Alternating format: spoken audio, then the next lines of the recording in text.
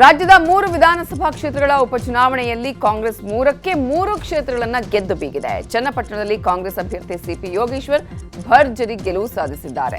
JDS ಅಭ್ಯರ್ಥಿ ನಿಖಿಲ್ ಕುಮಾರಸ್ವಾಮಿ ವಿರುದ್ಧ ಅತ್ಯಧಿಕ ಮತಗಳ ಅಂತರದಿಂದ ಗೆದ್ದು ಇತಿಹಾಸ ಸೃಷ್ಟಿಸಿದ್ದಾರೆ. ಚನ್ನಪಟ್ಟಣ ಕ್ಷೇತ್ರದ ರಾಜಕೀಯ ಇತಿಹಾಸದಲ್ಲಿ ಇದೇ ಮೊದಲ ಬಾರಿಗೆ ಅತಿ ಹೆಚ್ಚಿನ ಅಂತರದ ಗೆಲುವಾಗಿದೆ. ಕಮಲಕೋಟೆಯಾಗಿದ್ದ ಶಿಗ್ಗಾವಿ ಕ್ಷೇತ್ರ ಈಗ ಕಾಂಗ್ರೆಸ್ ಪಾಲಾಗಿದೆ. ಸತತ 6 ಚುನಾವಣೆಗಳ ಬಳಿಕ ಶಿಗ್ಗಾವಿ ಕ್ಷೇತ್ರದಲ್ಲಿ ಕಾಂಗ್ರೆಸ್ಗೆ ಗೆಲುವಾಗಿದ್ದು, ಕಾಂಗ್ರೆಸ್ ಅಭ್ಯರ್ಥಿ ಯಾಸಿರ್ ಖಾನ್ ಪಠಾಣ್ 1,756 ಮತಗಳನ್ನು ಪಡೆಯುವ ಮೂಲಕ ಮಾಜಿ ಸಿಎಂ ಮಗ ಭರತ್ ಬೊಮ್ಮಾಯಿಯನ್ನ ಸೋಲಿಸಿದ್ದಾರೆ. ಬಳ್ಳಾರಿ ಉಪಚುನಾವಣೆಯಲ್ಲಿ ಕಾಂಗ್ರೆಸ್ ಅಭ್ಯರ್ಥಿ ಅನ್ನಪೂರ್ಣ ತುಕಾರಾಂ ಗೆಲುವು ಸಾಧಿಸಿದ್ದಾರೆ. ಅನ್ನಪೂರ್ಣ ಅವರಿಗೆ 93,606 ಮತಗಳು ಸಿಕ್ಕಿದ್ದು, ಬಂಗಾರಿ ಹನುಮಂತುಗೆ 83,961 ಮತಗಳು ಬಿದ್ದಿದೆ. ಕಾಂಗ್ರೆಸ್ ಅಭ್ಯರ್ಥಿ ಅನ್ನಪೂರ್ಣ ಈ ಮೂಲಕ 9,645 ಮತಗಳ ಅಂತರದಿಂದ ಗೆಲುವು ಸಾಧಿಸಿದ್ದಾರೆ.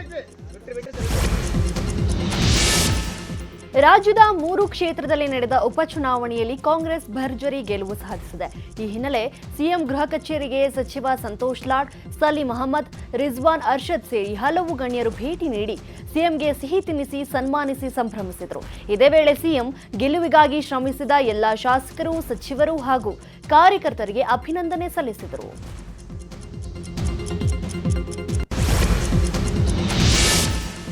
ವಿಧಾನಸಭಾ ಉಪಚುನಾವಣೆಯಲ್ಲಿ ಕಾಂಗ್ರೆಸ್ ಜಯಭೇರಿ ಸಾಧಿಸಿರುವ ಬಗ್ಗೆ ಸಿಎಂ ಸಿದ್ದರಾಮಯ್ಯ ಸುದ್ದಿಗೋಷ್ಠಿ ನಡೆಸಿದರು. ಮಾಹಿತಿ ಪ್ರಕಾರ 3 ಕ್ಷೇತ್ರದಲ್ಲೂ ಗೆಲ್ತೇವೆ ಅಂತ ಗೊತ್ತಿತ್ತು. ಆ ನಿರೀಕ್ಷೆಯಂತೆ 3 ಉಪಚುನಾವಣೆಯಲ್ಲಿ ಗೆದ್ದಿದ್ದೇವೆ. ಬಿಜೆಪಿಯವರು ಗೆಲ್ತೀವಿ ಅಂತ ಎಲ್ಲಾ ಕಡೆ ಹೇಳ್ತಾ ಇದ್ರು. ನನ್ನ ವಿರುದ್ಧ ಸಾಕಷ್ಟು ಆರೋಪ ಮಾಡಿದ್ರು. ನನ್ನ ಪಾತ್ರ ಇಲ್ಲದಿದ್ರೂ ಸಿದ್ದರಾಮಯ್ಯ ಪಾತ್ರ ಇದೆ ಅಂದ್ರು. ವಕ್ಫ್ ಪ್ರಾಪರ್ಟಿ ವಿಚಾರದಲ್ಲಿ ಕೋಮುವಾದ ಶುರು ಮಾಡಲು ಪ್ರಯತ್ನಿಸಿದ್ರು ಅಂತ ಬಿಜೆಪಿ ವಿರುದ್ಧ ವಾಗ್ದಾಳಿ ನಡೆಸಿದ್ರು. ಉಪಚುನಾವಣೆಗಳಲ್ಲಿ ಗೆದ್ದಿದ್ದೀವಿ.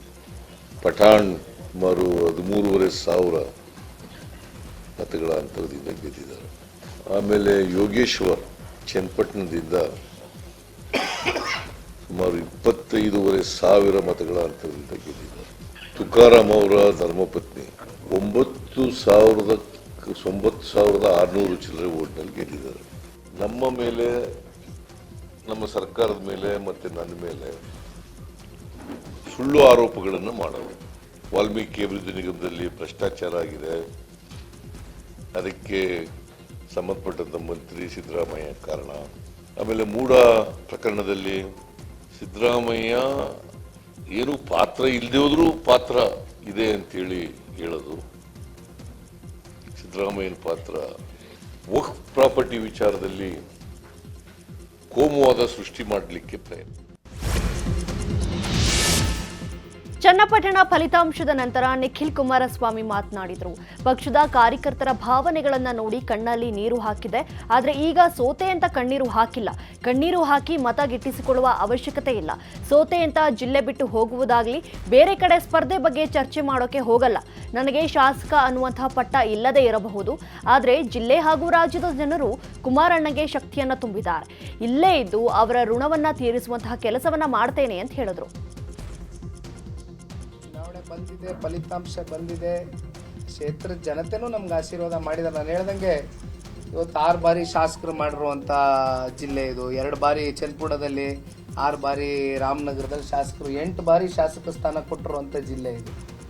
ನಾವು ಇವತ್ತೇನಾದ್ರು ರಾಜಕೀಯವಾಗಿ ಸನ್ಮಾನ್ಯ ಕುಮಾರಣ್ಣವರು ದೇವೇಗೌಡರ ಮಟ್ಟಕ್ಕೆ ಬೆಳೆದಿದ್ದಾರೆ, ಈ ಜಿಲ್ಲೆ ಜನತೆ ಕಾರಣ. ಹಾಗಾಗಿ ನಾನು ಸೋತಿರ್ಬೋದು, ಆದರೆ ಆ ಋಣ ತೀರಿಸ್ತಕ್ಕಂಥ ಕೆಲಸ ಆದರೂ ನಾನು ಮಾಡಬೇಕಲ್ವಾ.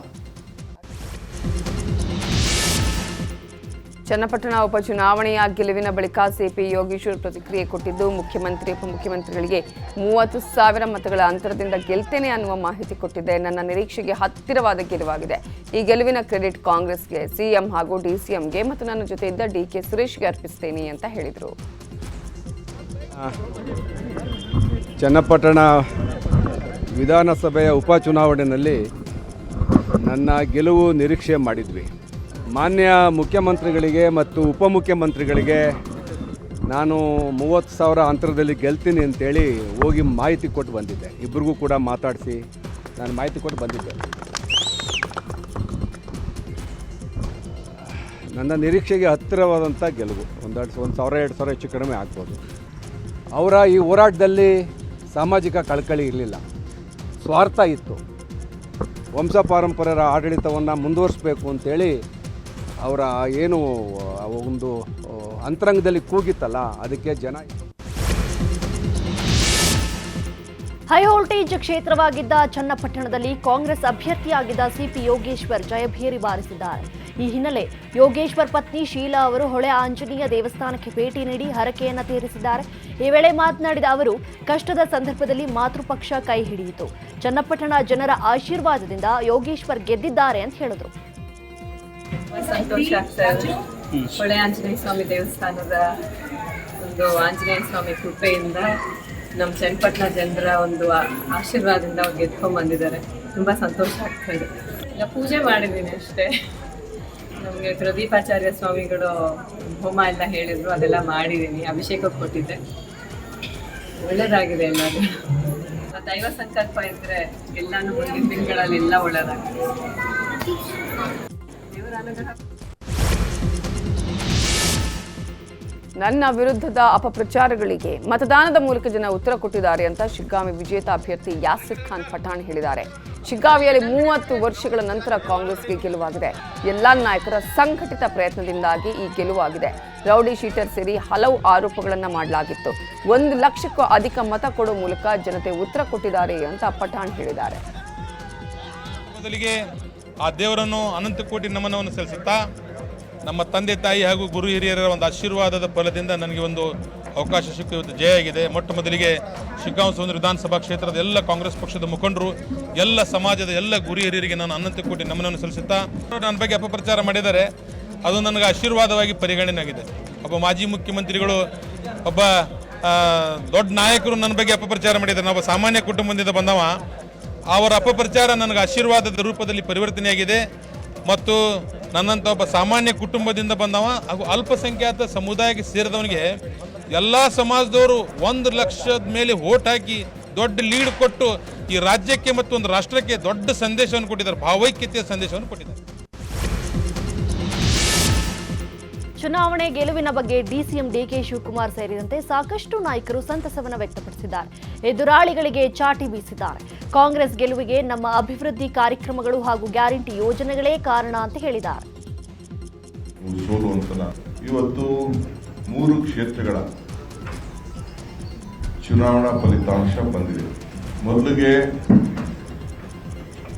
ಚನ್ನಪಟ್ಟಣ ವಿಧಾನಸಭಾ ಕ್ಷೇತ್ರ, ನಾನು ನಿಖಿಲ್ ಕುಮಾರಸ್ವಾಮಿ ಅವರದ್ದು ಸೋಲು ಅಂತ ನಾನು ಹೇಳಲಿಕ್ಕೆ ನಾನು ತಯಾರಿಲ್ಲ. ಅವರ ತಂದೆ ಕುಮಾರಸ್ವಾಮಿ ಅವರು ಆ ಕ್ಷೇತ್ರದಲ್ಲಿ ಬಿಟ್ಟೋದಂತ ಗುರುತುಗಳಿಗೆ ಜನ ಅವರಿಗೆ ಒಂದು ತೀರ್ಪನ್ನು ಕೊಟ್ಟಿದ್ದಾರೆ. ಮುಂದಕ್ಕೆ ನಾನು ಯಾವಾಗಲೂ ಹೇಳ್ತಾ ಇದ್ದೆ, 2028ರ ಚುನಾವಣೆಗೆ ಮುನ್ನುಡಿ ಬರೀತಾ ಇದ್ದೇವೆ, ನಾವೇ ಮತ್ತೆ ಅಧಿಕಾರಕ್ಕೆ ಬರ್ತೇವೆ ಅನ್ನೋ ಏನು ಮಾತು ಹೇಳ್ತಾ ಇದೆ, ಅದು ಇವತ್ತು ಜನ ಅದಕ್ಕೆ ಮುನ್ನುಡಿಯನ್ನು ಬರೆದಿದ್ದಾರೆ. ಉಪಚುನಾವಣೆ ಅಂದರೆ ಸಹಜವಾಗಿ ಅವರವ್ರ ಸೀಟ್ ಅವ್ರಿಗೆ ಬರುತ್ತೆ ಮತ್ತು ರೂಲಿಂಗ್ ಪಾರ್ಟಿಯವರಿಗೆ ಸ್ವಲ್ಪ ಫೇವರ್ ಆಗಿರುತ್ತೆ ಅಂತ ಹೇಳಿ ಕೆಲವರು ಡಿಪೆಂಡ್ ಮಾಡ್ಕೊಳ್ಳೋದು ಕೇಳ್ತಕ್ಕಂಥದ್ದು. ಇವತ್ತು ಗೆಲುವು ಕನ್ನಡಿಗರ ಗೆಲುವು, ಸ್ವಾಭಿಮಾನದ ಗೆಲುವು ಅಂತೀನಿ. ಮತ್ತು ಈ ಏನು ಇದು 7ನೇ ಸರಿ ನಾವು ಕಂಟಿನ್ಯೂಸ್ ಗೆಲ್ತಾರೆ ಸೊಂಡೂರಿನಲ್ಲಿ. ನಾನು 2004ನಲ್ಲಿ ಗೆದ್ದೆ, ತುಕಾರಾಮ್ 4 ಬಾರಿ ಗೆದ್ದರು, ತಿರ್ಗಾ ಪಾರ್ಲಿಮೆಂಟ್ ಮೆಂಬರ್ ಆದರು, ಈಗ ಅವ್ರ ವೈಫ್. ಸೊ ಈ ಒಂದು ನಮಗೆ ಸ್ವಲ್ಪ ಇನಿಷಿಯಲಿ ನಮಗೆ ಹಿಕಪ್ಸ್ ಇತ್ತು, ಬಟ್ ಅದನ್ನೆಲ್ಲ ಹೋಗಿ ನಾವು ಸರಿ ಮಾಡಿ ಅದ್ರ ಜೊತೆಗೆ ಎಲ್ಲ ಪಕ್ಷದ ಮುಖಂಡರುಗಳು ಬಂದು ನಮಗೆ ವಾತಾವರಣ ಬದಲಿ ಮಾಡಲಿಕ್ಕೆ ಭಾಳ ಅನುಕೂಲ ಮಾಡಿದ್ರು. ಜನರು ಯಾವಾಗಲೂ ಸ್ಪಂದಿಸಿದ್ದಾರೆ ನಮ್ಮ ಕಾರ್ಯಕ್ರಮಗಳಿಗೆ. ಇದು ಕಾಂಗ್ರೆಸ್ ಪಕ್ಷಕ್ಕೆ ಜನ ಕಾಂಗ್ರೆಸ್ ಪಕ್ಷದ ಮೇಲೆ ಇಟ್ಟಂಥ ನಂಬಿಕೆಗೆ ಸಿಕ್ಕಂಥ ಒಂದು ಜಯ. ಕಾರಣ ಏನಂತಂದರೆ ನಾವು ಒಂದು ಗ್ಯಾರಂಟಿ ಮತ್ತು ನಮ್ಮ ಸರ್ಕಾರದ ಅಭಿವೃದ್ಧಿ ಕೆಲಸಗಳು, ಇದಕ್ಕೆ ಇವತ್ತು ಜನ ಮನ್ನಣೆಯನ್ನು ಕೊಟ್ಟು ಸ್ವಾಭಿಮಾನದ ಮತವನ್ನು ಹಾಕಿದ್ದಾರೆ. ಒಕ್ಕಲಿಗ ನಾಯಕತ್ವದ ಪ್ರಶ್ನೆ ಅಲ್ಲ, ಈ ಜಿಲ್ಲೆಯ ಅಭಿವೃದ್ಧಿಯ ಪ್ರಶ್ನೆ.